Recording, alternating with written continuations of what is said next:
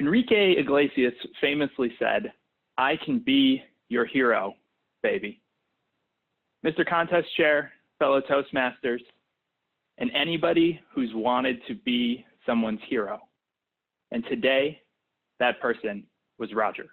Roger, thank you so much for this speech. What an incredible message. One that is appropriate really any time, but especially during the times that we're living in right now. Now, some of the things that I absolutely loved in your speech. I thought you did a great job using imagery to help tell a story. When you described Blake as old, frail, with a salt and pepper beard, I could picture Blake. When you said he sprung up like a 22-year-old, I could picture him springing up.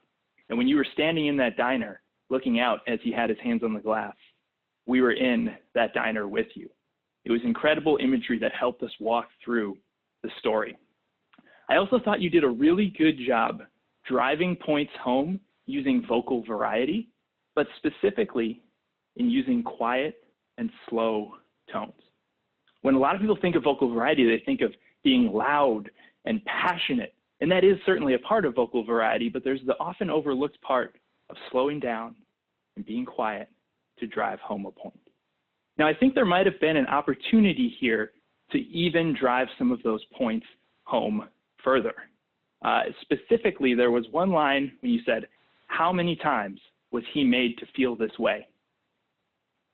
I would say invoke a long, uncomfortable type of pause after that, and perhaps even take a step back and look down to really let that point resonate within the audience and really just drive that point home. Now, another thing I thought you did absolutely fantastic was when you got to your conclusion, you did a callback to your intro and some of the various points that you mentioned during your speech, talking about your parents instilling the golden rule in you, talking about superheroes and being visible or invisible.